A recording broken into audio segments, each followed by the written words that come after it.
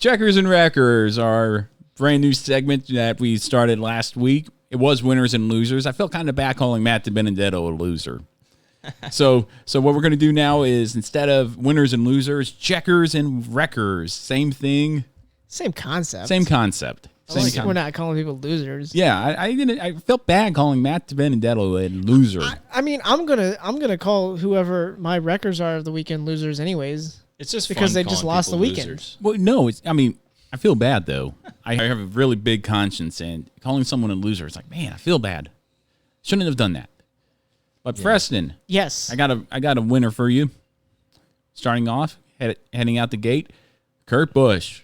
Man, what a racing there in Las Vegas. His first time winning in Las Vegas. His first win in 2020.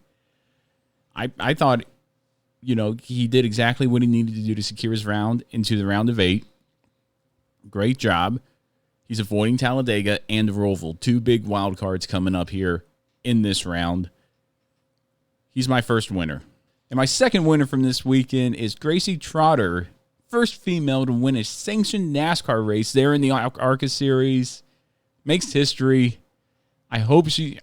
Maybe she'll rival Hailie Deegan, come up through the field and race door to door against her. I thought that was really cool. Congratulations to her. First female to win a sanctioned race in NASCAR and first female winner in ARCA Series.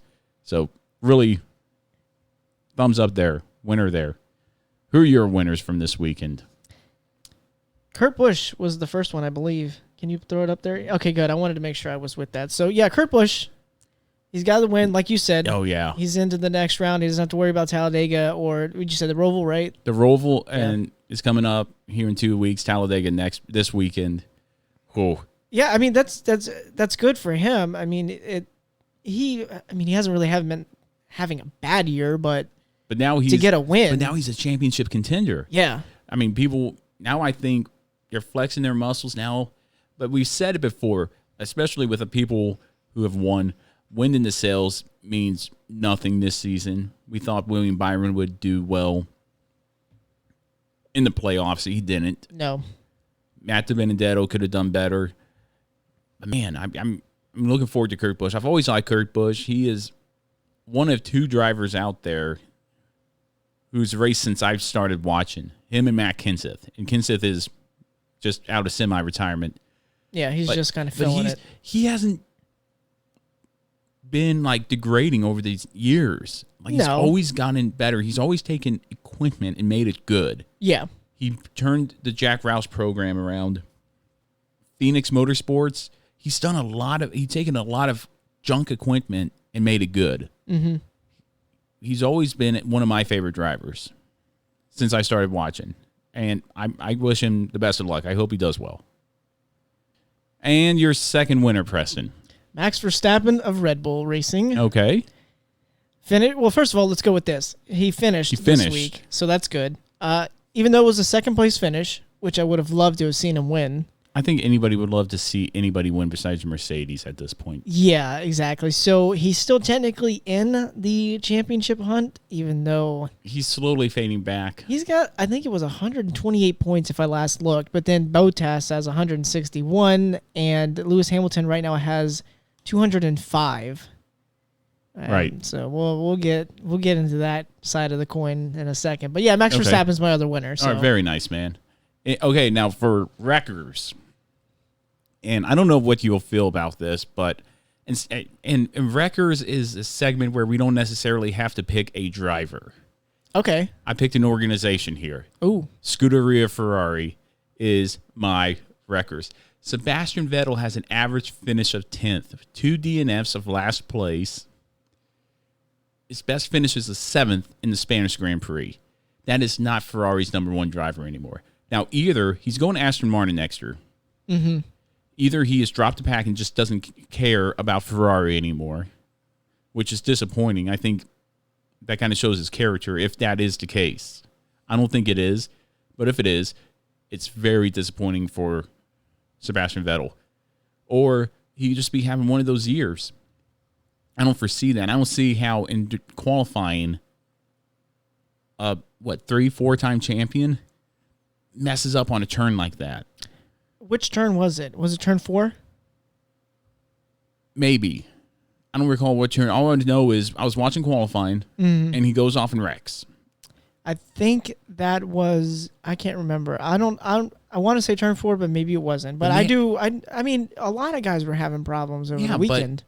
But I mean, a multi-time champion like Sebastian Vettel losing it like that, not just in this race, a lot of races this season. Okay, yeah. So I guess I'm kind of specifically going towards a driver as far as Sebastian Vettel, but Scuderia Ferrari as a whole, They're just not performing. They're not performing well, and that's very disappointing. I always like seeing the Ferraris up front, and we hinted on it at the start of the show when we were talking about Haas. They're not running well, and they have Ferrari backing. Yeah. So I think it's just Ferrari trickle down to all the Ferrari teams. Alfa Romeo, right, runs Ferrari. Alfa Romeo's not doing too bad. I think they're doing okay from where they're at anyways. But when you get beat by teams who 2-3 years ago, and granted 2-3 years ago is a long time in racing, that were barely qualifying out, coming out of P1, barely finishing races, as far as McLaren I'm talking about, what happened to that organization? They need, and hopefully the rule regulations will help Ferrari, and I'm not necessarily wishing harm on, or not harm, but bad luck on Mercedes, because I think if you beat Mercedes, you drove a heck of a race. Yeah. And you had everything go right. But, yeah, I think Ferrari's a big loser. Oh, going back, did you see Max Verstappen's world record breaking pit stop? No. Oh, man, I wish I would have remembered to put it up on the screen for YouTube. But it was the craziest thing. I'll bring it up here real quick because I think you'll appreciate this. When was this? At this last Grand Prix. They did a pit stop, 4 tires, 1.86 seconds. Wow. Okay. How did I miss that? That is 0.04 seconds slower than their own record. What can you do? And we just remember that movie review we had. Yeah, the 2-second pit stop. Then Red Bull, man. Yeah. I think that gave Verstappen that good finish. So just wanted to bring that up. But that was my loser. Do I have a second loser? I think I do. Nope, just Preston. Okay. So that was my wreckers for this episode. Who are your wreckers from this weekend? Well, this one's going to get very interesting because it's not just, I don't know, I don't want to say wreck. I mean, he did kind of lose the weekend, but Lewis Hamilton. Okay, now you're going to have to explain this one to me because finished third. Yes. And I watched the race as well. I mean, it's kind of, the first lap was interesting with Carlos Sainz wreck. Mm-hmm. Okay, so. But Lewis Hamilton, why is he on your wreckers category? So we'll go over, we'll just kind of back it up for the whole weekend. So we'll go back to qualifying first. And Lewis Hamilton in the second qualifying session had his time disallowed because everybody coming off of that final turn to the finish line were going too far off the track. Yeah, I remember that. Trying to pick up more straight line speed right there at the end. So he had his time disallowed. Sebastian Vettel crashes. We get a red flag. And somehow Lewis Hamilton got to the line with 1 second to spare. Oh, yeah, he barely made it. To make that qualifying time, which I was like, man, I really thought he wasn't going to make it out. I love the way they slowed it down and said, no, he had way less time than that. Yeah. It made it seem like an eternity. It was just the way, if you don't think that there's drama in qualifying, especially when those guys were coming off of pit road after the flag was lifted and AlphaTauri was backing everybody up on pit lane. But we go to the race, so I woke up 10 laps into the race. I went back and rewatched the whole race, but I woke up late, did not find out until right as it was happening that Lewis Hamilton got the 2 5-second penalties for the practice start violation. Now, you're going to have to explain that one to me because I heard practice start violation. Yeah, so what happens is everybody, the FIA determines at every circuit where everybody can do a practice start. So usually it's like in pit lane or like right out, the exit of pit lane.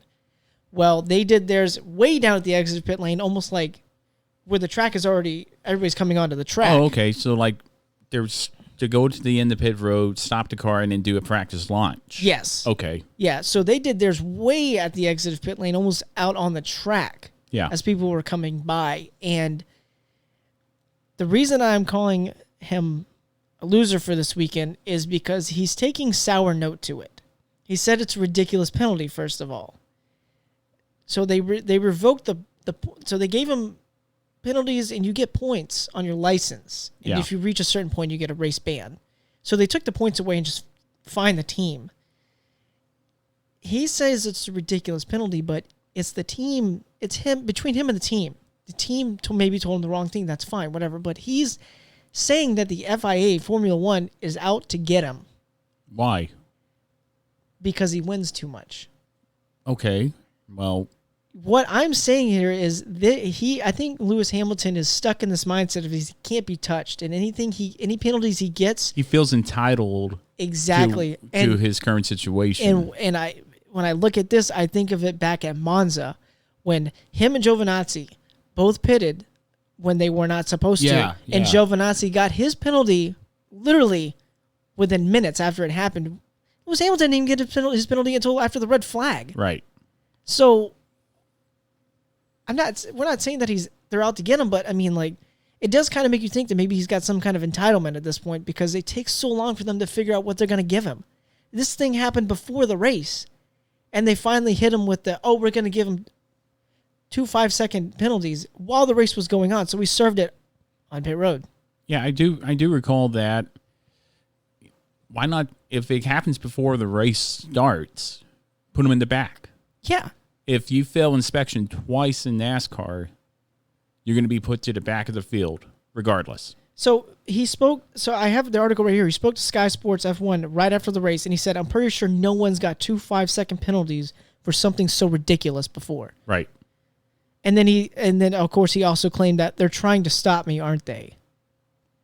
Who's trying to stop you? No one's trying to stop you, Hamilton. I mean, just take the penalties, man. I mean, it's no big deal. You still finished third. Good points day. Yeah. You didn't wreck. You got a trophy. You got to spray champagne. No big deal. If the rules are given to you before each race as to where you can do these certain things, then that's that.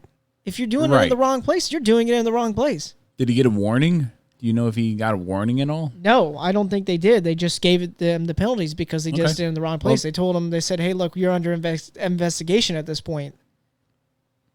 So, and then they got it. They gave it to him. So they were apparently he's lucky that they didn't give him a penalty excessive enough to give him 4 points off his license or whatever it was. It was just 2 points, and then they later rescinded it and said, "We're just going to fine the team at this point." So it looks like they're just trying to ease the tension, I guess, even more, whatever. Yeah, totally get that. I mean, you break the rules, you break the rules. I don't care if you're Lewis Hamilton or Sebastian Vettel. You know, you're going to get penalized, man. Nobody's out to get you. But I can see your frustration with that. Yeah. You know, and nobody's out to get you, Hamilton. It's okay. Yeah. You're fine. I think he's just, at this point, he's probably just mad that he didn't have a chance to tie Michael Schumacher's record this past weekend. Well, so he's got a few more races. Nuremberg's coming up here in a couple weeks. Exactly. So, I'm sure Mercedes will be right at the front for that. yeah, I mean, big deal. So he's got it delayed. He's just tying the record. He's not breaking the record. Yeah, anytime, until at least 2 more races. So whatever. But okay, Hamilton. We'll move on there. All right, moving on from there. You have any more wreckers? Yes. All Carlos Sainz. Speaking of wrecking, holy cow, man. All right. I don't understand. First turn, I'd say or first lap, second turn, I would say. Goes off, no big deal. But it looked like he didn't attempt to slow down. It didn't look like he tried to scrub any speed. He just hit the wall. Yeah, so it's the craziest thing. Yeah, so after turn 2, when you make the turn, if you go off the track, if you're trying to cut where it cuts back to the left before you make the long turn 3, if you cut anywhere in there, you have to go off and go through the like little chicanes. Chicane thing to, so you don't get a penalty or whatever. And Carlos Sainz, obviously looking at it, maybe thought that he had a good angle to just not have to slow down. But on TV. That definitely, man, he totally misjudged that, and he hit that he hit the wall, wall a ton, man. Wow. Holy cow. I mean, geez, it was almost as bad as the Formula 2 wreck. Yeah. Where, but I mean, not as bad, but holy cow, that Formula 2 wreck was crazy. I'm glad everybody's okay. But I don't know, it looked like he didn't stop. I don't blame you for calling him a wrecker this episode. No, and I look at it as, he didn't want to lose any time, and I understand that. I'd rather lose a little time and keep a clean race car instead of, oh man, I wrecked. Maybe he wasn't thinking very well in that. Obviously that time. not. Well, yeah, obviously not. But I mean, he destroyed everything over there, and yeah, man. I think that's 2 races in a row for him, DNFing. I think he was out at Mugello.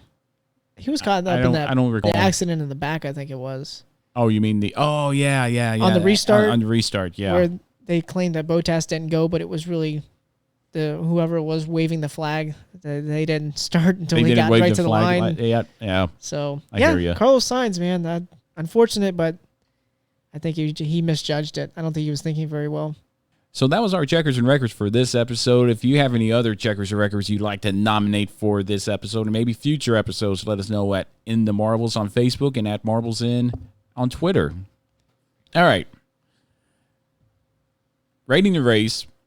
Last week we changed it up to 6 things, and I think that was a bit too much. Yeah, so we cut it. We cut it in half: 1 green, 1 blue, 1 red. Here's the new rating system: green outstanding, blue good, red dud. Still the same definitions. Outstanding, we'll rewatch the race over and over again and not get tired of it. Blue is good, which is an all-around good race, but probably won't rewatch the race. And then dud, I might have fallen asleep during the race. It was so predictable. That's my favorite one. I love dud. I wanted to keep dud. So here's how I rated the races for this weekend's races. They're all good races, only because Hamilton didn't win. The Cup was an outstanding finish. The Cup race ended the way I wanted to see Bristol end. A little piece of metal changed everything from Jimmy Johnson's car. And it was just awesome to see De Benedetto almost win. I thought he was going to maybe win, but a lot of people on Twitter said Kurt Busch schooled him. He had 3 chances there to pass him, and he didn't. Kurt Busch was just that better. He wanted that win more so in his home track, and I think all 4 races I watched this weekend were good. Didn't rate the ARCA race, didn't watch the ARCA race because I don't have MAV TV. Yeah, whatever that is. Yeah, I don't have that, so didn't rate that race. Preston, how would you rate the races? I believe I rated them all good, if I'm not mistaken. I have to look back at the notes again. Yeah, I did rate them all good. Okay, so yeah, about the same. It was just a good average weekend. Yeah, a good weekend. I think Talladega overall will be a little more exciting. I'm hoping it will be, and maybe change the definition of outstanding, because I don't necessarily think it's a. Yeah, I think good. I think we might just keep it like that: outstanding, good, and dud. I think you could probably add okay in there and make it 4 again. Maybe put a yellow category in there. It's like, it's getting worse. It's getting worse. Okay, yeah. Maybe we'll do that next 6 week. Was probably overselling it, but 4 might be okay. Good sell there. Didn't even think of it like that, but thank you. But yeah, that was our rating the races. Let us know if you agree or disagree. But upcoming races, big weekend this weekend for the NASCAR series, Talladega. This is going to be one of those hit or miss tracks, and we also have an ARCA race October 4th at 2:10 p.m. on MAV TV. So if you have MAV TV, make sure to check out the ARCA race. Going to be fun to watch. And then all 3 series at Talladega. Doubleheader on Saturday with the trucks starting at 1 p.m. on FS1. After that, the Xfinity series at 4:30 p.m. on NBCSN. And then the Cup Series is going to be on Sunday, October 4th at 2 p.m. on the big channel, the NBC channel, the main channel there. Make sure to check out all those races. And Preston, who do you have to win? I'll tell you who I have. ARCA race, I didn't pick one because I have to check out the entry list. But NASCAR, we said it last year. Consider everybody a threat. Yeah. So I put my race winners, anyone for all 3 series. But if I had to realistically guess, it's going to be Keselowski for Cup. It's going to be Briscoe for Xfinity. But for my trucks, I'm going to say Maybe Johnny Sauter pulls it off, That's and a good one. he's not even in the playoffs anymore. So That's a good so Keselowski, Briscoe, Sauter. Not bad. All right, who do you have? For trucks, Matt Crafton. Okay. Xfinity Series, Justin Allgaier. He's a good driver at those super speedways. And then Matt DiBenedetto. I think he's like a... Like I said, no, he's not. I'm going to stop picking him. So you're going to stop... Wait, why are you going to stop picking him? Well, mainly because every time we pick him, I feel bad for the guy. I want him to do well. I want everybody to do well. But every time we pick him, or every time he looks like he's going to do something, I feel like he's pushing as hard as he can. Mm-hmm. I don't know, man. I feel like we're jinxing him or something. I mean, not only that, I just feel like he's not living up to the hype that he was put into that car when. He was put into that car after Ryan Blaney, or after Paul Menard. Yep. And before that, Ryan Blaney was the last one to win in that car. Ryan Blaney won Pocono in 2016. Great. They have the winning car. Penske backing. There's no excuse why he didn't make it out of the first round of the playoffs. And for that matter, Ryan Blaney either.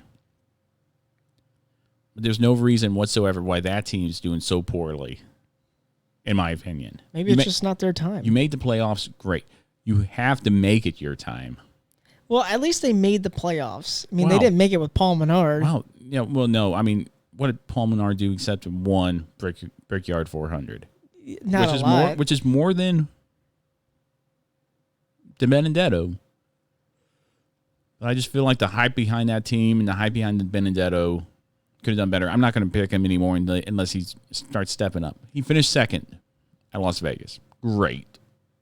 I just think... why couldn't you do that during the playoffs? I mean, you just... I mean, the way you touch on it, it could be anybody. So, I mean, I'd either pick him or probably somebody from, like, Front Row Motorsports, honestly. Yeah. I mean, or B.J. McLeod. No, not B.J. McLeod. Sorry, dude. No. If Brendan Gaughan... Is Brendan Gaughan racing this weekend? He usually races plate races. Brendan Gaughan would be a good one to pick as well. Yeah, he's the dark horse. Oh, definitely a dark horse. Well, yeah, I mean, I feel bad for DiBenedetto. Just isn't living up to the hype, in my opinion. But I think that wraps up the weekend review of racing here at In the Marbles. And now we're just going to get into our final thoughts, driver of the week, and this week in NASCAR.